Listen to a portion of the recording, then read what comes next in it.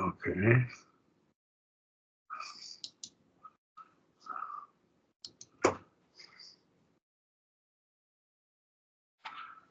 We're studying the minor prophets. This is our fifth lesson on the book of Amos. We're trying to go through the books in chronological order. And I can't remember what all books we've covered, but we covered Obadiah and Jonah. And we covered one other book. I can't remember. Obadiah and Jonah. Was it Joel? Joel. Yes, it was Joel. And now we're on Amos. Okay. Amos 5 looks at the woes concerning the day of the Lord. The term day of the Lord is used frequently for a day of judgment, day of reckoning with the Lord. And so this is your first woe in Amos 5. Remember, we talked about it like the funeral dirge. Israel had false hopes, and false prophets would give them false hopes. And that happened. That happened in the days of some of the great prophets. But call from Smith, Gary. Just hold on. Hi, Gary. I'm in class. I'll talk with you later. Okay, Amos 5 verses 18 through 20. Israel had false hopes. God desired justice and righteousness rather than heartless worship. Worship that is not from the heart doesn't please God. If we, just mere formality, we go through a ritual, is not going to please God. What pleases God is if we worship Him from our heart, with our love in our heart for Him. And our love for God is manifested by it. Their false worship would only hasten their punishment. And they thought, well, if we just worship harder. But if you give Him the divided loyalty to the Lord, you're worshiping an idol along with God, the true God. God won't allow that. And that's part of their problem. You can't give God a divided loyalty. Israel had false hopes. In verse 18, woe unto you that desire the day of the Lord, the day of Jehovah, the day of Yahweh. Wherefore would you have the day of Jehovah, the day of Yahweh or the Lord? Why? Well, it's darkness and not light. That's not good. It's punishment's day. As if a man did flee from a lion and a bear met him, or went into a house and leaned on the wall and the serpent bit him. You run away from a lion and you run into a bear, or you run away from him to try to get your house away from the lion and a serpent bites you. Then you hand on the wall and a serpent bites you. So here he's saying, we used to have a saying when I was younger, he jumped out of the frying pan into the fire. It was a saying that we had. Someone went from a bad state to something even worse. And people can do that, and that's what they were doing here, because they didn't get the point. The point was you can't be worshiping idols, and you got to worship God with all your heart, soul, and mind. And that's and he can't. God won't accept the divided loyalty; he just will not accept it. Shall not the day of Jehovah, the day of Yahweh, the Lord, be darkness and not light, even very dark, not brightness in it, no brightness in it. So it's going to be a dark day, darkness, gloom. I remember the day my wife passed away, it was dreary that day, just a dreary day. It was like overcast and a little bit of drizzling in the March. And it was a dreary day. And it was a day almost like, it wasn't dark, but it wasn't real bright. And so I just link it in with that. And when I see this, I can see bad things happening here. Gloomy. It's a gloomy time. God desired justice and righteousness rather than heartless worship. That's what we see here now. We got to live it. But we can't just go worship God on Sunday and live like the world the rest of the other 6 days of the week. It's 24/7. Christianity 24/7. 24 hours a day, 7 days a week. That's how we to live. So we have to really believe in what we're doing, and we have to do it with all our heart, soul, and mind. External observances of various feasts and acts of worship is unacceptable if the person's actions aren't right. That's the point here. That was their problem in Amos 5. I despise your feast. Why? Will take no delight in your solemn assemblies. Why? Because they had a divided loyalty. It was just ritual to them. If we go and do worship, and we go to worship on the first day of the week, and it's all just ritual to us, we're like these people.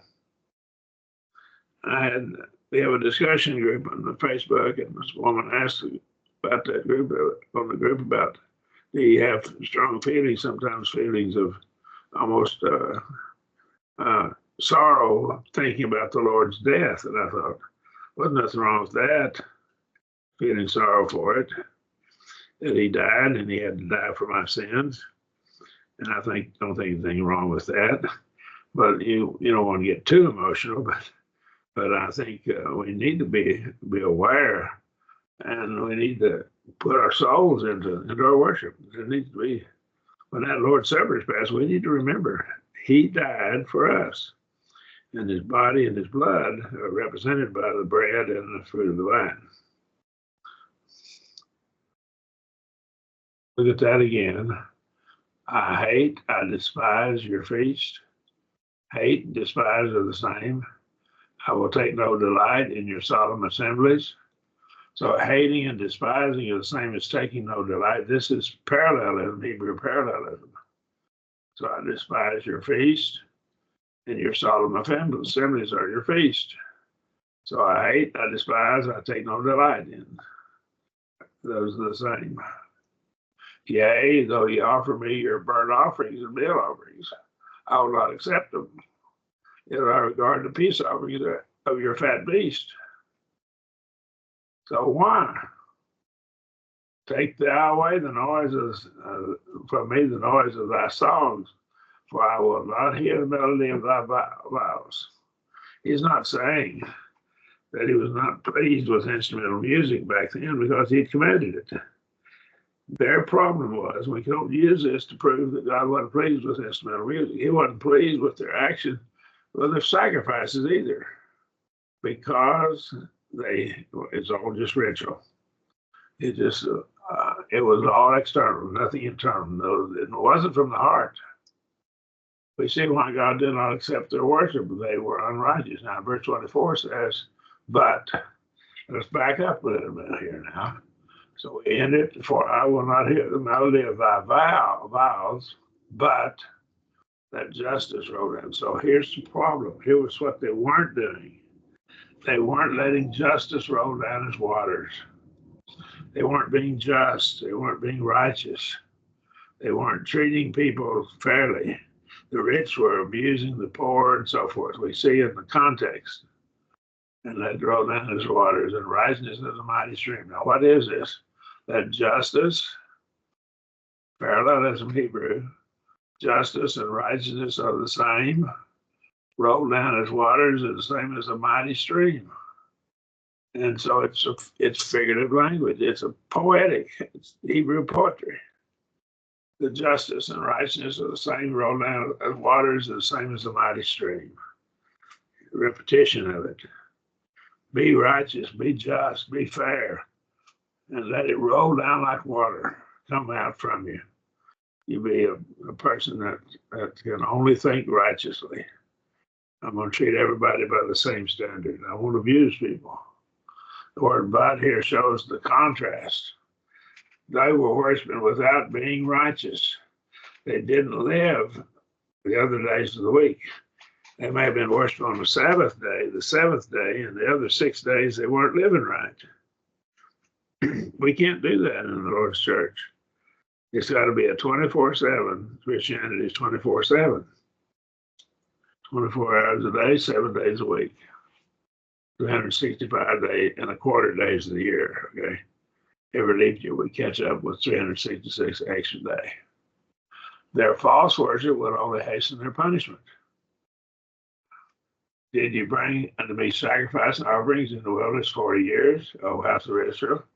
Did you do that for 40 years? Yea, you have borne the tabernacle of your king and the sign of your images, the star of your God, which you made to yourselves.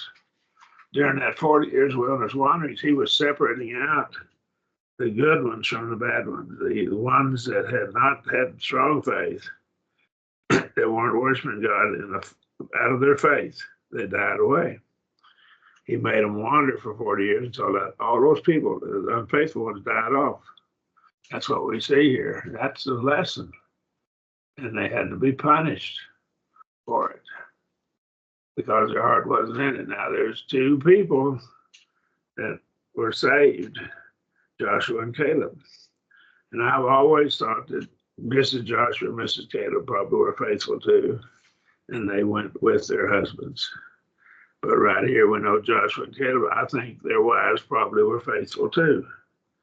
But these two men and probably their wives were the only ones over the age of 20 that were there when the spies went into the land that still went into the land. All the rest of them died off. Why? Because they, in their minds, weren't serving the Lord God with all of their heart. They didn't totally trust in God. These people are like grasshoppers. We're like grasshoppers before them, these giants who walled cities. And Joshua and Caleb said, yes, you're telling the truth. These are giants and they have walled cities, but God is with us and we can win. And so Joshua and Caleb, when they entered the land, Joshua said that his strength was as good as it was when he had entered the land first. 40 years later, he's as strong as he was. I am fourscore years old, 81 years old. I don't have the strength I had when I was 40. I certainly don't have the strength I had when I was 20. But he did. I think God preserved his strength because these men were faithful and he gave them, probably rejuvenated their bodies so that they had the body of a 40-year-old man when they went into Canaan.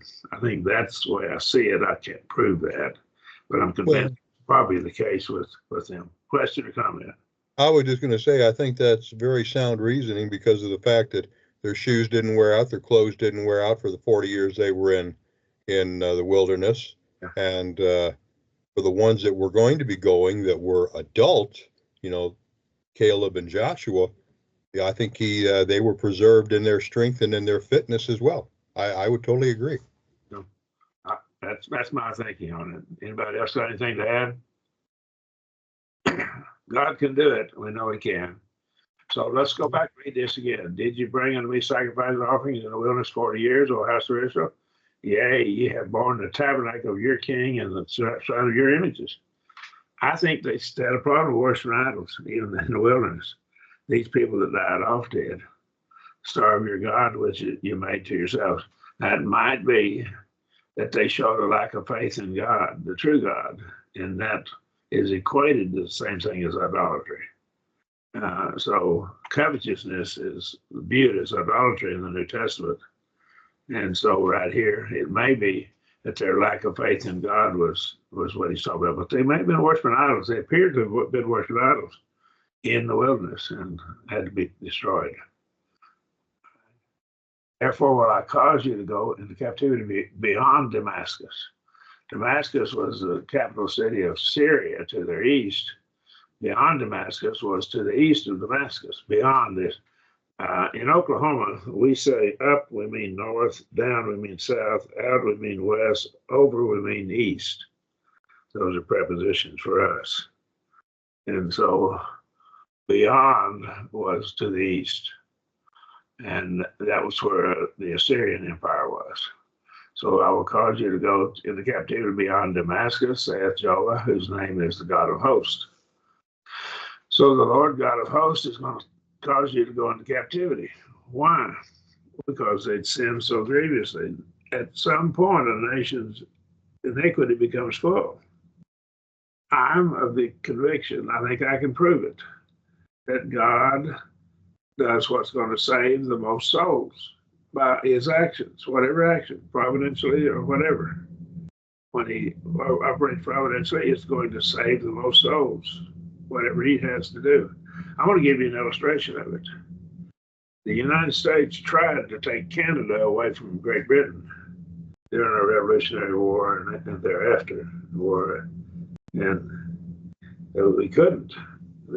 Canada didn't go with us. And it was good that they didn't, because whenever we wanted to send missionaries into India and some of the places in the British Empire, they wouldn't let our missionaries in from the United States, but they would let them in from Canada. So the Canadian churches sent missionaries over, and we sent preachers up to Canada to fill their pulpits. And some of the people that went up to Canada weren't as sound as they should be, but that always happens. But right there, I think that's God's providence. And so the church was planted in India. I think it was J.C. Bailey was one of the leaders in that effort. But I think that's probably God's providence. And this then that now we can send missionaries over there, but then we couldn't in the early part.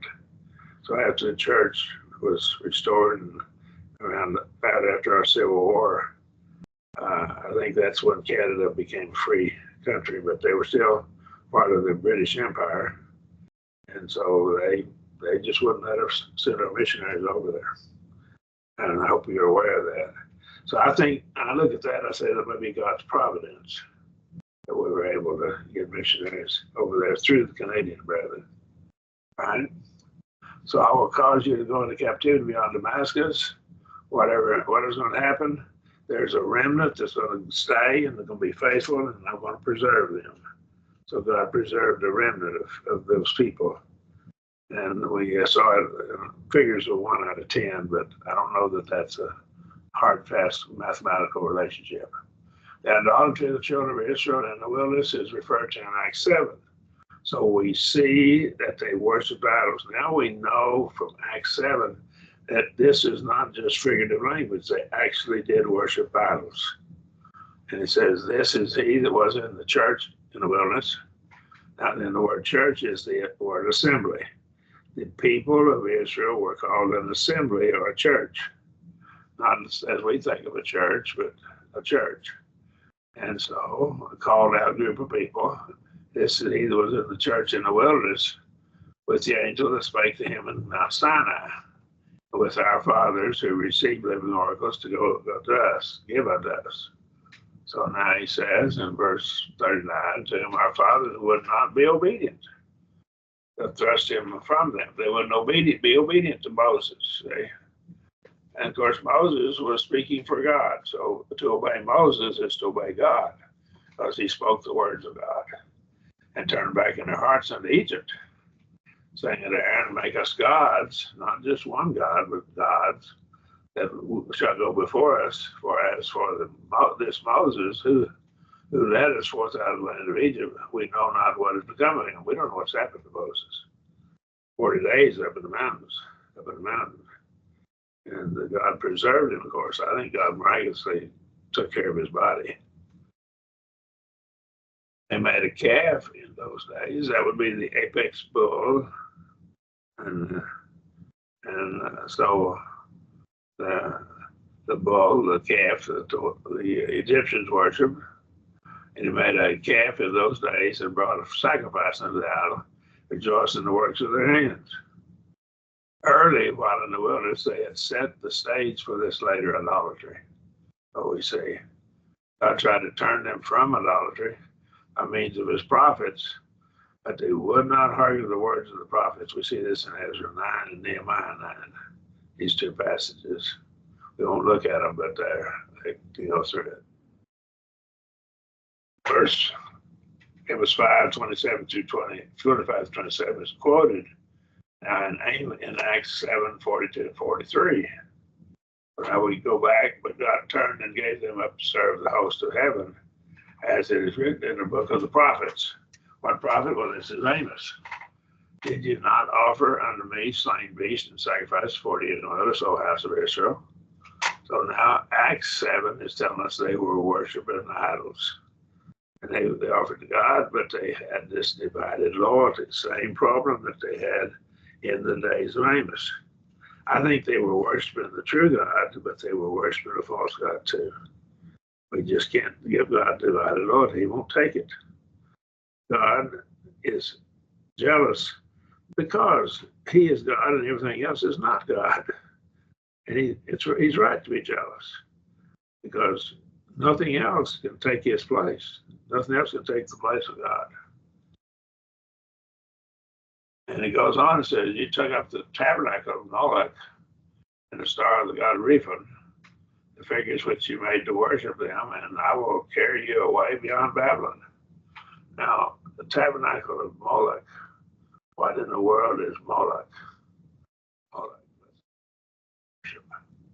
It's spelled Moloch, O-C-H, and then sometimes it's spelled L-E-C-H, different spelling, is discussed in Leviticus 18:21, Leviticus 20, verse 2 through 5, 1 Kings 11:5, 2 Kings 23:10, Jeremiah 32:25. Look at Leviticus. And thou shalt not give any of thy seed to make them pass through the fire to Moloch. They heated this idol up, and it had like a tunnel through it so that the air could flow through it. It was bronze, and they would build a fire, and this bronze would get hot.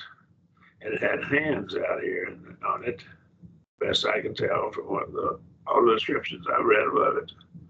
And they would lay a baby, newborn baby or the young baby, in these hands that were hot from the fire, and then it would roll down into the fire. Can you imagine taking one of your children and put it up on something and it's screaming from the pain? Awful. A person who would do that is just pure wicked, pure evil.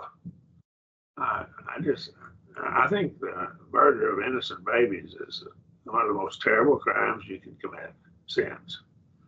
But the Bible, the Old Testament, speaks of that, God hating that.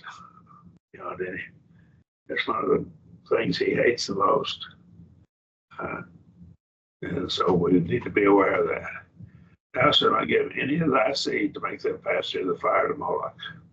Thou shalt thou profane the name of thy God, I am Jehovah. So wait a second. Why does he say profaning the name of God in this context? Because if you claim that this is you're worshiping the true God, you're profaning his name. If you claim that this worship is honoring Jehovah, burning your children alive is not worth honoring Jehovah, not honoring the true God. So he said, I am the Lord, I am Yahweh, I am Jehovah. So I am the God who is self-existent. That's what the word Yahweh or Jehovah means. One who exists because he exists. I am that I am. Back in Exodus. They made their children pass through the fire to worship the Moloch. Here's all the passages. We've already been through this. We added to it also Ezekiel 16:21, 20, 26, and 31, 23, 37. Let's look at some of these. I encourage you to study them on your own, but this is a terrible thing. It's called Moloch, M-O-L-O-C-H or M-O-L-E-C-H, depending on whether it's old or New Testament. Rephan is another god that they worship. It's probably the name of the planet. Saturn is the name of the planet, probably Saturn, that children is worshipped. So this planet would move around, and they treated it as God visiting them. They could see Saturn. It would move at different times of the year because it was rotating around the sun, and Earth's rotating around the sun. So different times of year, Saturn would have moved a little bit back to the same time of the next year. But they worship these as planets. Children is worshipped. In Deuteronomy 17:3, and has gone and served other gods and worshiped them, or the sun, or the moon, or any of the host of heaven. The host of heaven probably is the planets and the stars and planets. Well, the Jews, the Hebrews, did not distinguish between a planet and a star. It was a body in heaven that they could see light from. They didn't realize there was a difference. The planets, by and large, most of them have reflected light, and the stars generate their own light. However, there are two of our planets that actually create more light than they reflect. That would be Jupiter and Saturn. Uranus may slight amount, but Neptune doesn't. Okay, so the planets of Jupiter and Saturn actually give off more light than they have reflected from the sun. I think I went through this. Had gone and served other gods, worshipped him or the sun or the moon or any of the hosts of heaven, which I have not commanded. You did what I did not command. If we do something to worship God has not commanded, we're wrong. Laid out for us in Leviticus as well. In Leviticus, I believe, 10th chapter. And they forsook all the commandments of Jehovah their God and made them molten images, even 2 calves, and made an Asherah, to worship all those to heaven and serve the Baal. Serve Baal. Now, Baal is one of the Hebrew words for Lord. There's 3 words translated Lord in Hebrew, and that's Baal. Baal is never used for the true God. Right? It's just someone who's a Lord. And then there's Adonai, and that could be used for the true Lord or for men.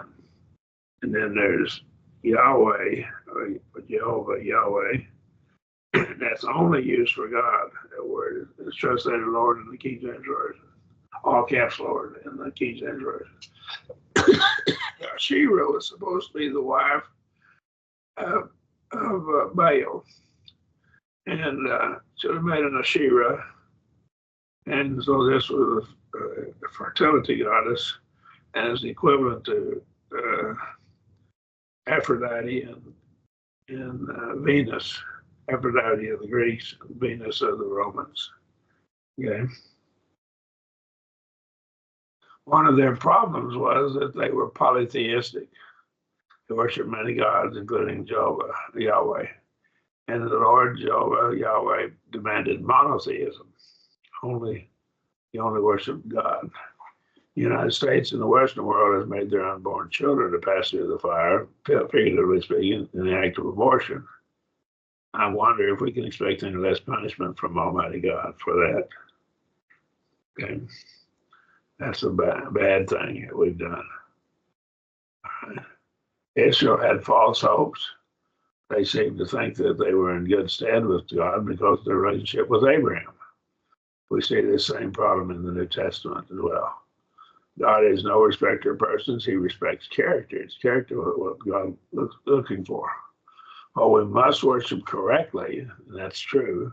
Certainly, that's not sufficient. It's correct worship. We must worship in the right character for it to be acceptable. We must worship in spirit and in truth, both. The right disposition and the right actions. We must be righteous in our dealings with other people for God to accept our worship. This is on the days we're not worshiping. In the Lord's church, we were called upon to worship on the first day of the week. But Monday morning, if you're living like for the devil, you're not going to please God. Your worship won't be acceptable. So our worship has to coincide and conform with our lives. So if we're going to live right, if we will live right, be righteous, just, and fair with other people, treat them right, then our worship will be acceptable. If it's not, our worship won't be acceptable. Any questions? Cannot live like the devil all week and think that 1 hour of worship takes care of it. Any questions? Comments?